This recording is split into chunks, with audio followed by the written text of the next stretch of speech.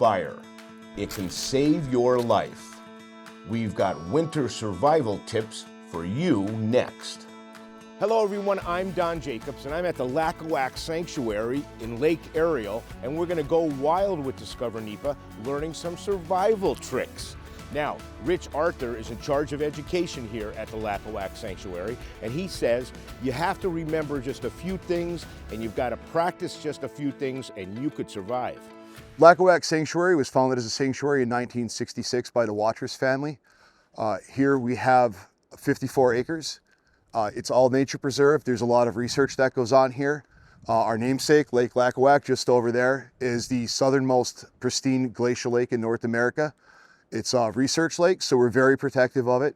We have a lot of colleges come down, and there's research projects that are ongoing there, as well as on the rest of the property. There's multiple universities that come here, and there's just always research projects going on, but we keep it as pristine as possible for the public and for the research. So today we're going to talk a little bit about winter survival, give you some tips about how to dress, what you're looking for, how to start a fire, maybe some different methods on how to start the fire, and what you can find in nature around that's going to help you, and just some simple things that you can do at home that take just a couple minutes. The key to survival in the winter is staying warm, right? Staying warm. Staying warm, staying dry. A lot of people miss out staying hydrated. You don't notice that you're sweating, but it's actually very easy when you're out with the heavier layers on. You can get dehydrated. Once you get wet, they always say sweat kills. Once your clothes get saturated, it's just like sweating in the summer. When that starts evaporating off, it chills you even more. So it's very important to stay dry. And if you do get wet or you do get cold, you're gonna need a fire. You're gonna need some way to keep yourself warm and rewarm. There's so many things just right out here in the landscape that we can use with just even a few simple things that you bring from home, and you could start that fire, and that fire could make all the difference to you. Always, if you can find dead standing, always gonna be the best. Should break nice and easy. Nice clean snap. Got ya. Means you're good and dry. This right here that we're grabbing on is a birch. So beautiful thing about birch is the oils in the bark.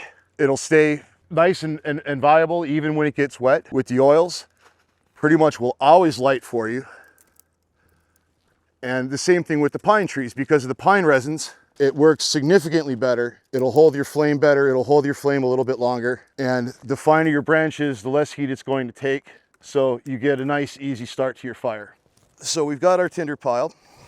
So as far as a fire building kit, this is an emergency bivy bag. So it's like a sleeping bag with a space blanket in it. Okay. It's bright orange, so it's easily identifiable. If you were to get stuck, it'll keep the wind off you. So it'll keep carry you something dry. like that around. Yeah. Okay. The lanyard here even has a whistle built into it. Okay. So, I mean, very small, easily put it in your pocket. And then I just get these dry bags. And in my dry bag, I have some fuel tablets that you can use for a stove or for fire starting. Okay. A small pocket knife. Right. I keep an orange bandana.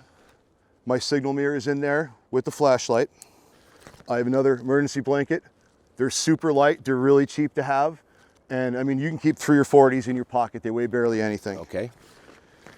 And then I, of course, have a lighter. Right. And I have my fire striker. Okay. What you can do is you can take, and there's many different forms of tinder, and just one of the easy ones, they're called makeup removal pads. Right. So these are just little cotton pads, and when you pull them apart, they've got a lot of nice fluff on them. Okay. So what you can do is you can take them and just take your regular Vaseline. Oh yeah. And what that Vaseline do is that will help hold the flame. And then when you pull them apart, the fluff will light. And then you've got a steadier flame. And it's just a real simple thing, weighs nothing. And you're out there, you've got this soaked in Vaseline, you get chapped lips or something, you can take a little Vaseline off. Okay. Serves 2 purposes for you. The biggest thing is you want to catch the spark as well as you can. So you want to try to take them and fluff them up. The more fluff you have, the better off you are. Okay. And then we can take our tinder bundle. So when you're building the actual fire, you're going to want to go the tinder bundle like this, and you're going to want a decent size amount. Okay. What I always do is I pick enough wood till I think I'm good, and then I double it. Okay. And usually you get pretty close.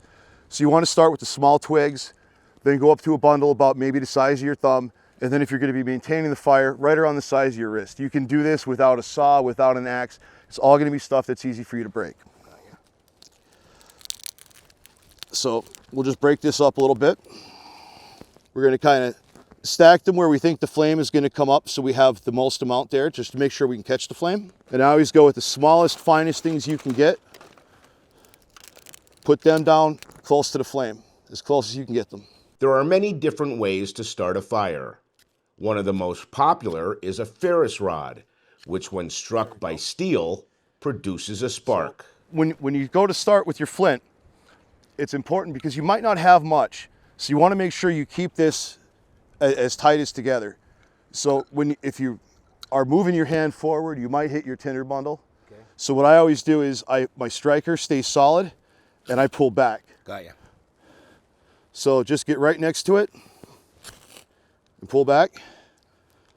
I see some smoke there already. There we go. Look at this. So we've got our cotton lit up. The Vaseline on it is helping to hold the flame.